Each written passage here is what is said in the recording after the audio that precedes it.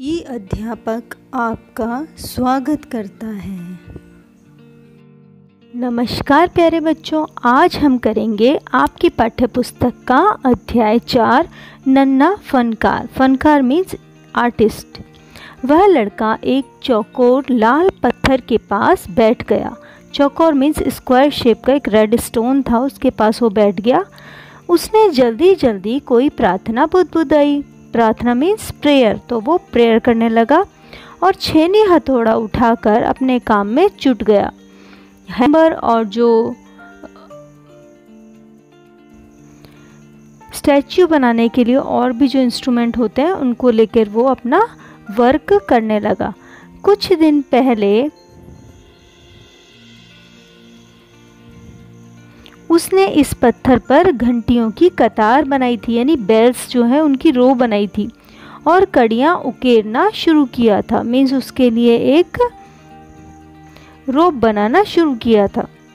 लड़के ने एक अधबनी अधूरी घंटी पर छेनी की नोक टिकाई। 3 बाहर उसने से एक देखने से जो समय का इनकम्प्लीट थी, अंदाजा अधबनी क्यों मीन्स नहीं लग पा रहा इनकम्प्लीट जो था? उसकी बेल जिसके थी उसको पास बनाना घड़ी शुरू नहीं किया होती, वे और समय का सावधानी अनुमान पूर्वक किस तरह से हथौड़े से लगाते हैं? घंटी पर नक्काशी करने बाहर में देखने जुट से गया। समय का अंदाजा नक्काशी मीन्स इसलिए जो नहीं हो स्टोन रहा है था उसके ऊपर क्योंकि तरह सूरज तरह की निकल नहीं रहा कलाकृतियाँ था। बनाई जाती जिसके हैं या पास घड़ी नहीं स्ट्रक्चर्स होती, फ्लावर्स वे बनाए समय जाते हैं, का वो अंदाजा नक्काशी कहलाता है, सूरज उसको की खूबसूरत गति करने और के उसकी लिए। चमक से लगाते हैं।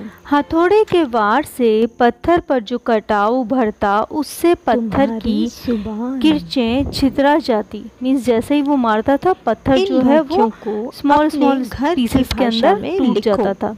वह आँख सिकोड़ लेता। मीन्स जैसे ही वो हथौड़ा मारता और जो पत्थर है स्टोन्स जो है वो स्मॉल पीसेस में टूटता तो वो अपनी आंखें बंद कर लेता था। साथ साथ धीमी आवाज में वह कुछ गुनगुनाने भी लगता था। मीन्स गाना गाने लगता था। उसके चारों ओर दूसरे संगत राश भी अपने काम में जुटे हुए थे, मतलब अन्य जो लोग थे वो भी यही काम कर रहे थे।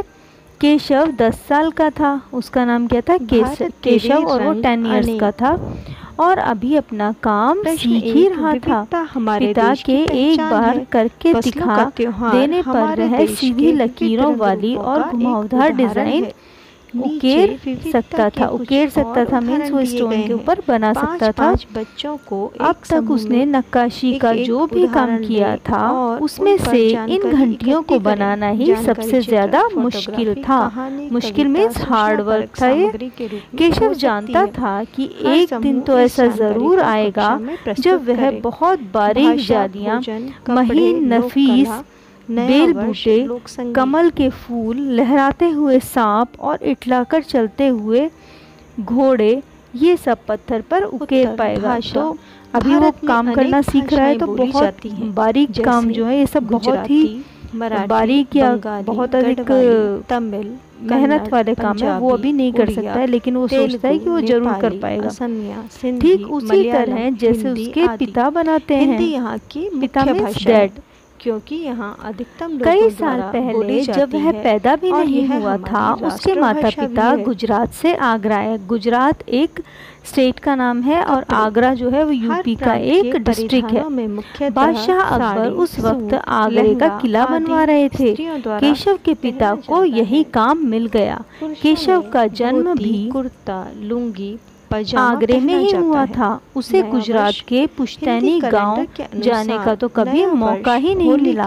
मीन्स जहाँ पे उसके दादा परदादा रहते थे उस वाले विलेज में, गांव विलेज में वो गया ही नहीं। आगरे की गलियां और अब सीकरी, बस यही उसका घर था। प्रकार के भोजन मिलते हैं। चारों ओर हो रही छेने हथौड़ों की ठक ठक खड़ खड़ के बीच केशव को किसी के कदमों की आहट सुनाई पड़ी। मीन्स कोई आ रहा था, उसको ऐसा लगा। ढोकला, थेपला गुजरात में। इसलिए अचानक कानों में एक आवाज पड़ने पर वह चौंक गया। माशाअल्लाह, ये घंटियाँ कितनी सुंदर हैं, तुमने खुद बनाई है? गट्टे की तो ये आवाज जो है वो उसके कानों में आई। पीछे मुड़कर केशव ने आंखें उठाई तो देखा एक आदमी दिखा। बेशक मैंने ये घंटियां बनाई है, क्या मैं आपको पत्थरों पर नक्काशी करता नजर नहीं आ रहा? देखते नहीं, मैं ही पत्थर को तराश रहा हूँ। मीन्स उसके ऊपर वो घंटियां बना रहा है। केशव ने बड़ी तल्खी से जवाब दिया, मीन्स उसका कोई भी परवाह न करते हुए, दिखता तो है पर तुम इतने छोटे लगते हो ना। वह आदमी हंसते हुए बोला, जैसे मधुबनी बिहार, मैं 10 साल का हूँ। 10? अच्छा। वह आदमी पास पड़े पत्थर पर बैठते हुए बोला, तब तो काफी बड़े हो। मैंने तो 13 वर्ष की उम्र में लड़ाई में हिस्सा लिया था। अब केशव उस आदमी को अच्छी तरह देख पा रहा था। उसकी उम्र रही होगी 30 के ऊपर। कद मंझोला था। मंझोला मीन्स मीडियम साइज का। वह सफेद अंगरखा और पजामा पहने हुए था। मीन्स उसकी शर्ट वाइट थी और उसका लोअर जो है वो पहना हुआ था, क्योंकि उसके लंबे काले बाल गहरे लाल रंग की पगड़ी में अच्छी तरह से ढके हुए थे। खुशियां मनाते लगता है कोई बड़ा आदमी है। केशव ने उस आदमी के गले में पड़ी बड़ी बड़ी मोतियों की माला और उंगली की अंगूठियों को देखते हुए सोचा, तीखी नाक, बड़ी बड़ी आंखें, होठों को ढकते हुए नीचे की तरफ आती घनी मूछें यानी मुस्टैच।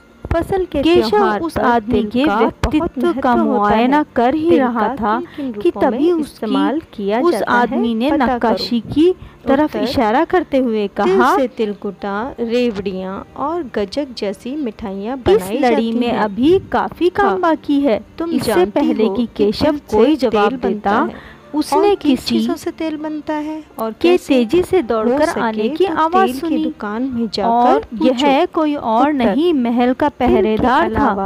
हुजूर, माफ करें, मुझे आपके आने का पता नहीं चला। हाँफते हुए उसने कहा, तेल बनाया तो ये जो महल जहाँ पे राजा रहता है उसका गार्ड था। फिर वह मुड़कर भौचक से खड़े केशव को घूरता हुआ बोला, बेवकूफ, खड़े हो। हुजूर आला के सामने बैठने की जरूरत तुमने कैसे की? छोटी बड़ी झुककर सलाम कर इन्हें। जो अब केशव का माथा ठनका, मीन्स उसको होश आया कि ये कौन है। उसे कुछ समझ आ रहा था। बदहवासी में छेनी हथौड़ी हाथ से छूटकर नीचे गिरी और वह जल्दी से उठकर खड़ा हो गया। हरियाणा के अरे कहीं ये बादशाह अकबर तो नहीं? यह ख्याल आते ही उसने झुककर सलाम किया और खरगोश किसी कातर नजरों से अकबर को देखने लगा। पीसना, पकाना, धोना, अकबर भूनना को आदि। पहरेदार की यह दखलंदाजी भली न लगी। मीन्स पहरेदार बीच में आके और उसने सब कुछ बता दिया उस लड़के को, जिससे वो लड़का थोड़ा सा शाय हो गया और घबरा भी गया। ये सब अकबर को अच्छा नहीं लगा। बादशाह अकबर कौन है? ये एक बहुत बड़े राजा थे। उन्होंने खींचकर पहरेदार को वहां से जाने का इशारा करते हुए कहा, ठीक है सिपाही, कुछ देर के लिए हमें अकेला छोड़ दो। पहरेदार तो चला गया, मगर केशव असमंजस में था कि उसे क्या करना चाहिए। वापस अपना नक्काशी का काम शुरू करे या बादशाह के हुक्म के इंतजार में खड़ा रहे। दिल तो उसका अभी भी धक धक कर रहा था। मीन्स वो घबराया हुआ था। हाँ, पर अब वह डरा हुआ नहीं था, क्योंकि अकबर प्यार से उसे देखते हुए मुस्कुरा रहे थे। तुम्हारा नाम क्या है? अकबर ने नरम आवाज में पूछा। नाम मीन्स नेम। केशव, उसने नपातुला जवाब दिया। केशव, क्या तुम मुझे नक्काशी करना सिखाओगे? तो अकबर राजा कह रहे हैं वो टीच करेगा उसे। उलझन में पड़े केशव ने तुरंत सिर हिला दिया। अब तो तुम्हें मेरे लिए हथौड़ा और छेनी का इंतज़ाम करना होगा। केशव फुर्ती से अपने पिता के पास गया और उनका छेना हथौड़ा उठाकर उल्टे पांव लौट आया। दोस्ताना अंदाज में आकर, दोस्ताना अंदाज मीन्स फ्रेंडशिप वाला रिलेशनशिप, अकबर केशव के पास ज़मीन पर बैठ गए और पास में पड़े पत्थर को खींचते हुए बोले, ठीक है, अब बताओ मुझे क्या करना है। केशव ने संदेह भरी नज़रों से अकबर की ओर देखा। हुजूर, क्या आप यह सब करेंगे? क्यों नहीं, मुझे तो विश्वास है मैं सीख ही लूँगा। नहीं नहीं, मेरा मतलब ये नहीं था। केशव सकपका गया। दरअसल मैं कहना चाहता था कि आप इतने बड़े बादशाह हैं, ये ठीक नहीं लगता। उसने कुछ अनमने भाव से कहा। अकबर हंसकर बोले, लेकिन पिछले हफ्ते तो मैंने मिट्टी से भरी डलिया ढोने के में किसी की मदद की थी। क्या यह काम उससे भी ज़्यादा मुश्किल है? केशव अभी भी असमंजस की स्थिति में था। मीन्स उसकी समझ में नहीं आ रहा था वो क्या करे। वह अकबर के पास बैठ गया और छेनी हथौड़ी पकड़ने का सही तरीका सिखाने लगा।